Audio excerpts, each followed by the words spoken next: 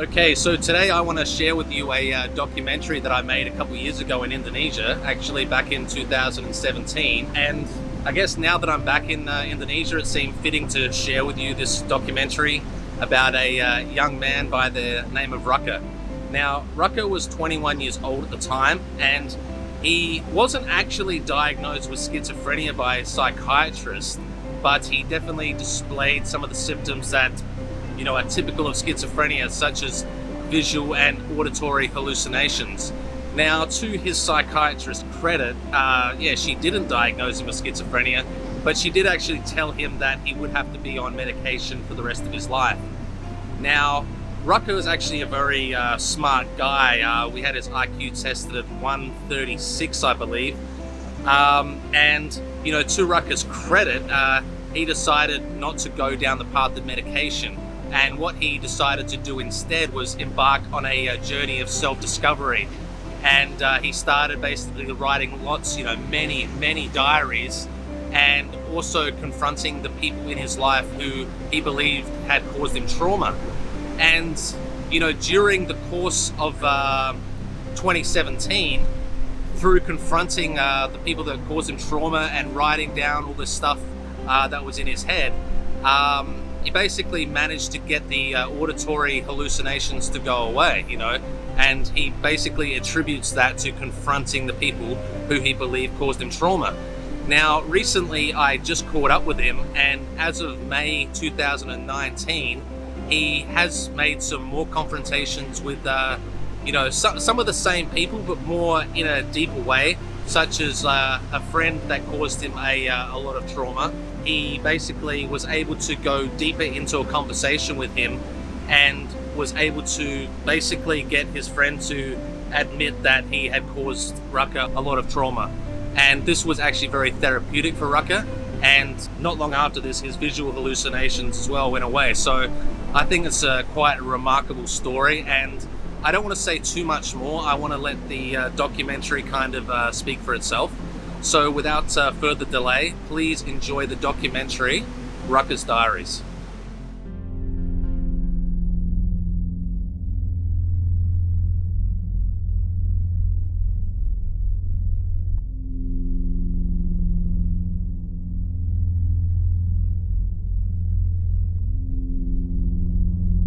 My name is Rhaka. I am 21 years old. This is my recovery journey.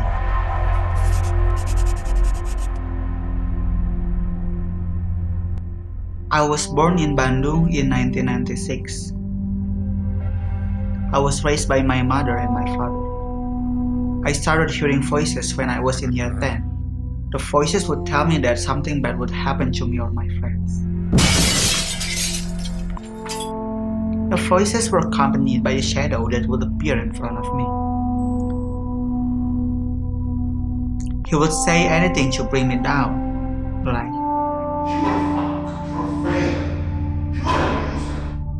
I watch him. He's looking at me, shouting at me. He is shouting at me and at the same time showing me the memories of the past. This made me experience the bad memories over and over and over again for months. The first time I saw the shadow is when I woke up one morning. I felt anxious. I felt angry at myself. And even then I realized that I was thinking differently. It's like there are two of me. One is myself, and the other is the shadow. When the shadow told me anything, the me side is watching over him. The shadow would make me feel bad, and I felt paralyzed with fear. I had no choice but listen to him. What you've done is wrong. What happened to you? You have lost sight of yourself. I started writing diaries after my psychology lecture. Asked the class to write about their past, about how they are feeling, about what they are thinking. I started writing my diaries that day in class. It was January 2015. I keep writing my diaries to this day. I actually started writing my diaries in year 10, but the guidance from my lecturer helped me to give my diaries more structure and insight. I write when things pop into my head. It can be anything that I think is important. Writing helps me to express myself, and afterwards I feel better.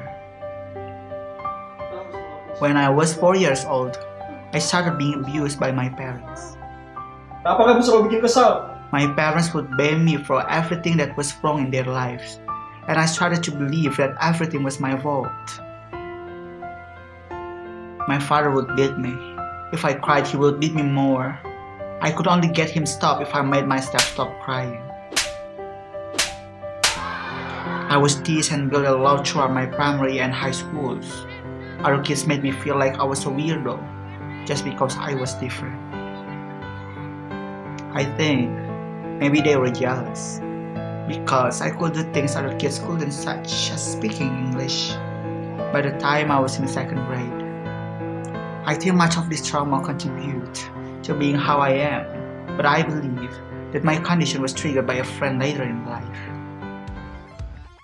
I started dancing a number of years ago.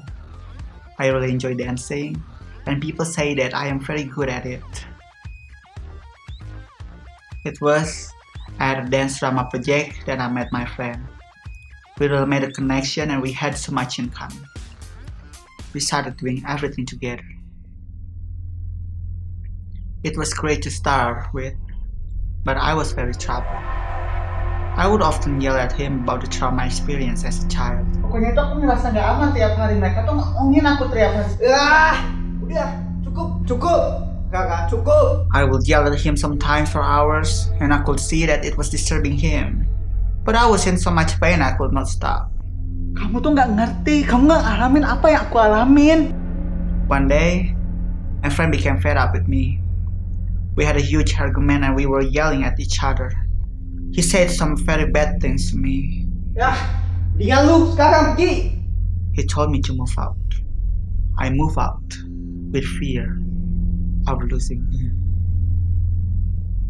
I tried so hard to get together with him again. We never did though. He ended up rejecting me. It was not long after this that the shadow began to visit me.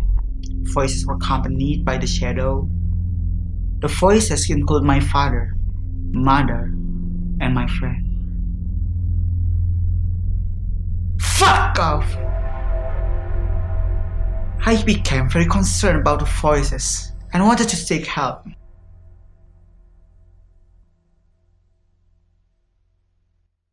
Kasus yang dialami oleh Rhaka ini. In a case like Rhaka's, from a medical point of view, he needs to take medication in order to function better.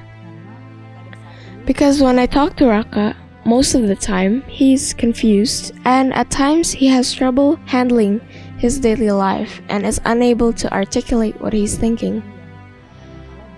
So medication will help to relax Rhaka's way of thinking, and he will be able to remain calm, think more clearly, and cope better in day-to-day life. I knew deep in my heart that medication was not the answer. That somehow, the shadow and the voices were trying to tell me something.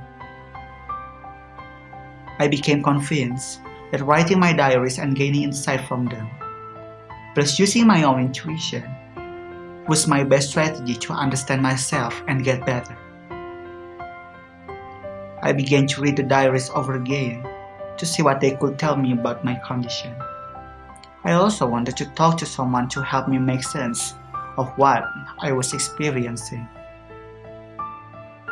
On the 1st of March 2017, I started doing existential therapy with a counselor. I told my counselor about the voices and the shadow. I told her that I wanted to do something creative as part of my therapy. I decided what I would no longer fear, what I was experiencing. I decided that I would embrace the shadow. In my dance choreography, I dance with the shadow. I pretend that the shadow is my dance partner.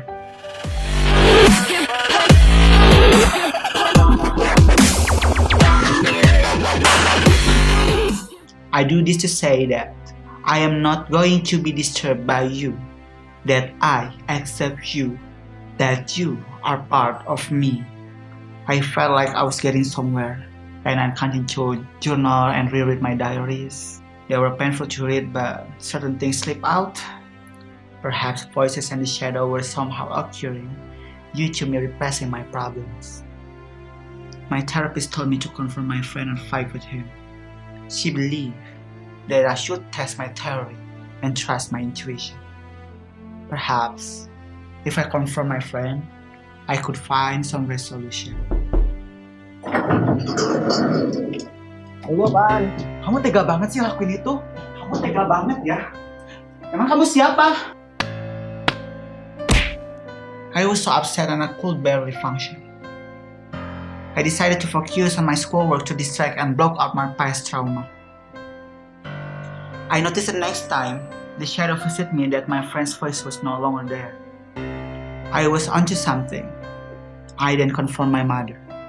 I told her that it was unfair of her to make me feel like all her problems were my fault. We argued, and I told her that her problems are her responsibility. I got really angry, but I made it clear that I would no longer be made to feel responsible for her problems. I also confronted my father and told him that the physical abuse he subjected me was a big part of the reason I felt the way I did. To my surprise, my father broke down crying. It was the only time I have seen my father cry. After all these confrontations, the voices stopped. I have not heard any voices since March 2017. I believe that my diaries helped me to understand the cause of my problems. The shadows still visit me, but the voices are no more. I continue to write my diaries in the hope that I will figure out what I need to do to make peace with him. I am currently studying the third year of psychology at university. I try to educate myself as much as possible about psychology. I continue to dance and I am getting better and better. This kind of creative process helps me to express myself and to feel good about being me. I believe that sometimes medication can help to alleviate some symptoms, but it is not the true answer. Saya khawatir I am worried his coping mechanisms wouldn't help in the long term. We can see now he can still cope with his daily tasks or assignments.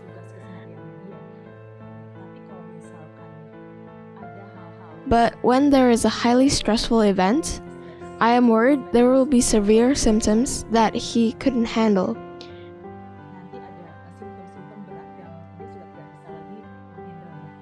Because in time, Rhaka will need to face more and more challenges and responsibilities.